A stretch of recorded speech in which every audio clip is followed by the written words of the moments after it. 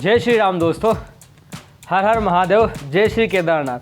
Thumbnail देख के video में आए हो ना, बिल्कुल सही जगह आए हो।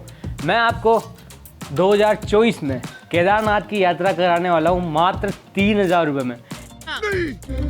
मैं नहीं मानता। इससे सस्ती यात्रा आप नहीं कर सकते हो। किसी भी वीडियो में देख लो आप, इससे सस्ता आप केदारनाथ नहीं जा सकते हो।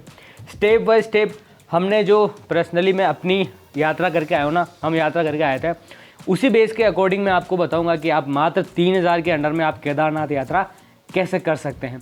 स्टेप बाय स्टेप हर एक चीज़ फॉलो करेंगे, कहाँ रुकना है, क्या खाना है आपको, और किन किन बातों का ध्यान रखना है कि आप छोटे छोटे करके कुछ पैसे बचा सकते हो। आप या आपके रिलेटिव या आपके दोस्त 2024 में केदारनाथ यात्रा करने वाले हैं तो इस वीडियो को सीधा अभी उनको शेयर कर दीजिए और सेव करना बिल्कुल भी ना भूलें। आप मुझे इंस्टाग्राम पे भी फॉलो कर सकते हैं और चैनल पे पहली बार आए हो तो सब्सक्राइब करते हुए जाना, लाइक ज़रूर करना, शेयर भी कर देना। चलिए शुरू करते हैं आज का अपना टॉपिक, केदारनाथ यात्रा 2024 के अंदर मात्र 3,000 रुपये में।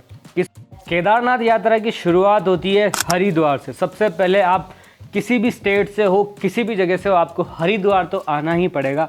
तो फटाफट से ट्रेन बुक कीजिए और हरिद्वार पहुंच जाइए। आपके पास दो चॉइस होती है, आप या तो आप ऐसी ट्रेन बुक कीजिए जहां से आप आ रहे हो कि वो आपको अर्ली मॉर्निंग 2 या 3 बजे हरिद्वार उतार दें, तो ईज़िली आपको बस मिल जाएगी। या फिर आप रात में 8-9 बजे तक हरिद्वार आ जाइए, एक दिन आप हरिद्वार घूम लीजिए, वो आपकी चॉइस है। मैं आपको सिर्फ केदारनाथ का बताने वाला हूँ। तो आपको कुछ नहीं करना, आप अगर एक दिन भी घूमना चाहते हो हरिद्वार तो आप हरिद्वार घूमिए, वहाँ रुकिए, स्टे कीजिए और सुबह अर्ली मॉर्निंग 2 बजे उठ के फ्रेश होके स्नान करके आप 3-3:30 बजे तक पहुँच जाइए हरिद्वार बस स्टैंड पे।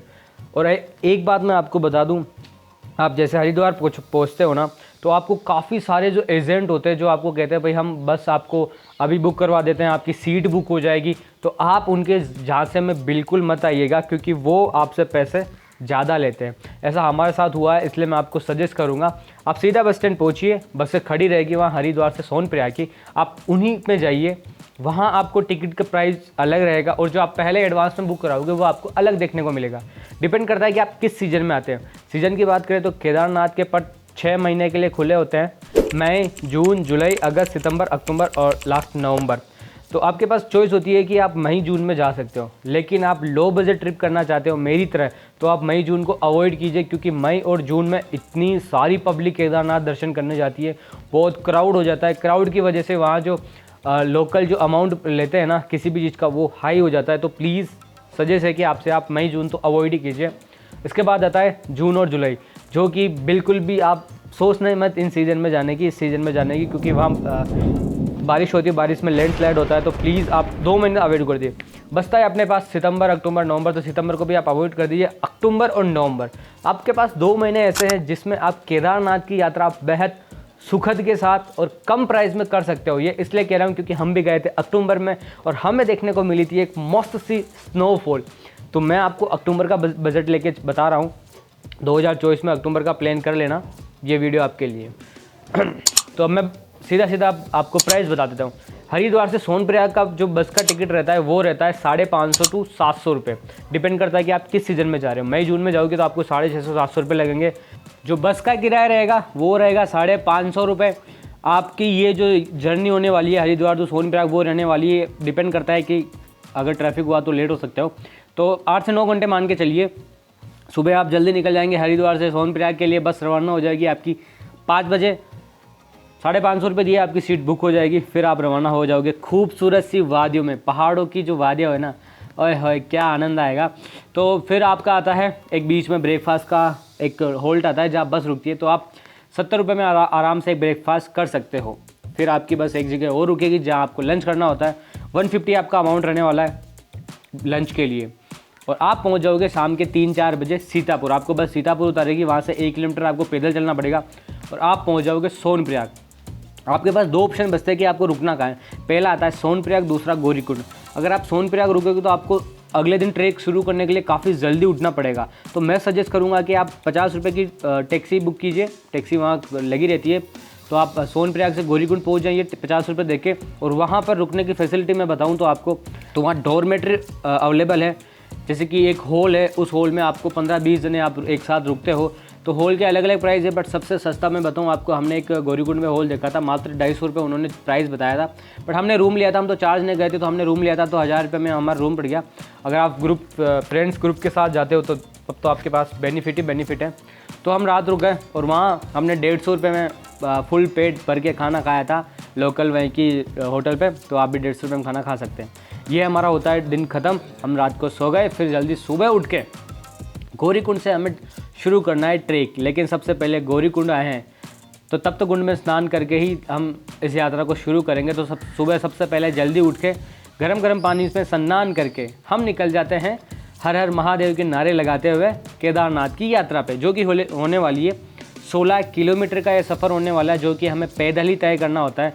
देखो यार, लो बजट है तो पैदल ही हम प्रेफर करते हैं। खच्चर भाई अवॉइड ही करो, क्योंकि वहाँ आए दिन काफ़ी खच्चर की मौत होती रहती है। हेलीकॉप्टर का प्राइस होता तो शायद आप ये वीडियो नहीं देख रहे होते, मैं भी नहीं बना रहा होता लो बजट में। तो 16 किलोमीटर की यात्रा आप पैदल तय कीजिए। रास्ते इतने खूबसूरत है, बहुत शानदार, आप देखते जाओगे, लेकिन उन नज़ारों से थकोगे नहीं। सबसे पहले हमने लिया था एक टी ब्रेक, वहाँ चाय 20 रुपये की है। और हाँ, एक बात और, अगर आप पैसे बचाना चाहते हो, सही में सेव करना चाहते हो अपनी यात्रा पे, तो आप घर से मैं कुछ आइटम बता दूं वो लेके जाना। पहले तो हो गए भुने हुए चने, कुछ बिस्किट के पैकेट अपने बैग में इंक्लूड कर लीजिए, बैग में डाल लीजिए। नमकीन की थैली आप घर से ले जाइए। तो ये चीज़ें होती है जो हम घर से लेके जाए तो हमारे बजट में थोड़ी गिरावट देखने को मिल जाएगी। हमने भी ऐसे ही किया था, 5 रुपये का पार्ले जी बिस्किट वहाँ 20 रुपये का था। तो भाई अगर 15 रुपये एक्स्ट्रा वहाँ पे करना, उससे अच्छा हम बैग में लेके जाएँ तो हमारे 15 रुपये एक बिस्किट पे बच जाएंगे। तो हमने ऐसे करके हम घर से लेके गए थे, तो हमारे काफ़ी सारा खर्चा बच गया था। हमने चाय पी, चाय के साथ ही हमने वहाँ से बिस्किट नहीं लिया, हमने जो हम घर से लेके गए थे उसी में चाय में डुबो के खा गए। तो ऐसे पैसे हमने सेव किए। फिर हम ट्रैक करते गए और हमने एक पराठे की शॉप देखी। केदारनाथ से दूरी 4 किलोमीटर रह गई थी, 4 से 5 किलोमीटर। तब हमने एक दुकान देखी थी जहाँ हमने आलू के पराठे खाए थे, 50 रुपये का एक था, हमने सबने 2-2 खाए। तो आपका लंच हो जाएगा मात्र 100 रुपये में, और शाम के 3-4 बजे तक आप आसानी से केदारनाथ पहुंच जाएंगे। अगर आप अक्टूबर में जाओगे तो हो सकता है आपको स्नोफॉल देखने को मिल जाए। तो अब हम पहुंच गए केदारनाथ। अब सबसे बड़ा सवाल, हम रुके कहाँ? मेरी सारी वीडियो की लिंक नीचे में डिस्क्रिप्शन बॉक्स में छोड़ रखी है मैंने, जहाँ हम गए, कहाँ रुके, कैसे रुके। हमने टेंट बुक किया था, मात्र 300 रुपये पर पर्सन, एक बंदे का हमने चार्ज दिया था 300 रुपये। इससे कम में आपको केदारनाथ में कहीं रुकने की व्यवस्था नहीं देखने को मिलेगी। अगर आप मई जून में जाओगे तो यही टेंट का प्राइस 300 से बढ़ के 500 रुपये, और कई बार तो ये टेंट में मिलना मुश्किल हो जाता है, क्योंकि वहाँ क्राउड काफ़ी ज़्यादा आ जाता है। भक्तजन काफ़ी ज़्यादा संख्या में मई जून में दर्शन के लिए आते हैं, क्योंकि ओबियसली हर जगह मई जून में पीक गर्मी होती है और पहाड़ों पे थोड़ी ठंडक होती है, तो सबका रुझान केदार बाबा के उधर ही होता है। तो आप मई जून को भी अवॉइड कर सकते हो, अक्टूबर में प्लान बना सकते हो। हम पहुंच गए केदारनाथ, हमने स्टे भी ले लिया, 300 रुपये में हम रुक गए, हम फ्रेश वगैरह हो गए। फिर हम गए बाबा जी के दर्शन करने, प्रसाद लिया 100-150 रुपये का, चॉइस आपकी है। और हाँ, वहाँ खाने में क्या क्या ऑप्शन है, काफ़ी सारे रेस्टोरेंट है, महंगे वाले भी है, मीडियम भी है। हमने खाए थे उस दिन आलू के पराठे, वहाँ पे भी हमने आलू का पराठा ही खाया था, जो कि हमें पड़ा था 70 रुपये में। वहाँ मैगी का ऑप्शन भी अवेलेबल है, आप मैगी भी वहाँ से खा सकते हो। बट हमने तो आलू के पराठे, एक पराठे से हमारा काम हो गया। 4 पराठे हमने लिए, टेंट में ला के हम सो गए। और ये पूरा बजट होता है, मैं बता दूँ आपको शुरू से कि क्या बजट बैठता है। सबसे पहले 550 रुपये हमने बस वालों को दिए, फिर 70 रुपये हमने ब्रेकफास्ट के दिए, 150 हमने लंच के इंक्लूड किए, 150 हमने डिनर के इंक्लूड किए, फिर हम 50 रुपये हमने टैक्सी के दिए, 250 से 300 रुपये डॉर्मेट्री के दिए। फिर हम खाना खा के सो गए। अगले दिन उठे, हमने ट्रैक शुरू किया, चाय पी, नाश्ता किया, एक पराठा खाया, उससे एनर्जी फुल करके हमारे बैग में जो हमारे चने ले गए थे भुने हुए, उन्हें खाया, नमकीन को खा के हम पहुँच गए थे। जाके हमने 300 रुपये में टेंट लिया और शाम को आरती में हमने हिस्सा लिया, बाबा केदारनाथ जी के दर्शन किए। तो ये मोटा मोटा जो बजट बैठता है ना, ये बहुत कम है। हर एक भारतीय का सपना होता है कि वो एक बार लाइफ में केदारनाथ ज़रूर जाए। और अगर आप एक बार चले गए ना, तो आपका जो एक बार है वो हट के आप सोचोगे यार भाई मैं हर साल ही जाऊँ यार। तो देखो, बजट मैंने आपको बता दिया, रूट मैंने आपको बता दिया, कैसे आप जा सकते हो, सब कुछ मैंने बता दिया। फिर भी आप हमारे व्लॉग देखना चाहते हो तो सबकी मैं व्लॉग की लिंक नीचे डिस्क्रिप्शन बॉक्स में छोड़ दूंगा, आप जाके चेकआउट कर लीजिए। और इस वीडियो को शेयर करना ना भूलें अपने दोस्तों के साथ, अपने परिवार के साथ जो अगले साल केदारनाथ जाने की प्लानिंग कर रहे हैं, तो उनके साथ ये वीडियो शेयर कर दीजिए ताकि वो एक अच्छे बजट में जा सकें। और अगर आप केदारनाथ से बद्रीनाथ जाना चाहते हो तो आप कमेंट में बता दीजिए, मैं उसके भी एक कितना बजट बैठेगा वो वीडियो आपको सेपरेट बना दूंगा। तो ज़्यादा से ज़्यादा इस वीडियो को शेयर कीजिए, कमेंट बॉक्स में जय श्री केदारनाथ लिखना ना भूले, हर हर महादेव। इस व्लॉग को करते हैं समाप्त। उम्मीद करता हूँ आपको एक अंदाज़ा लग गया होगा केदारनाथ आप यात्रा कितने में कर सकते हो। अगर आप रेनकोट घर से ले जाते हो तो बहुत अच्छी बात है। और एक बात का विशेष ध्यान रखिए, आप किसी भी सीज़न में जाइए आप गर्म कपड़े ले जाना बिल्कुल भी ना भूलिए, क्योंकि आप गर्म कपड़े नहीं लेंगे तो आपकी हालत बहुत ख़राब होने वाली है। आप भले मई जून में जाओगे तब भी आपको गर्म कपड़े लगेंगे क्योंकि वहाँ सर्दी रहती है।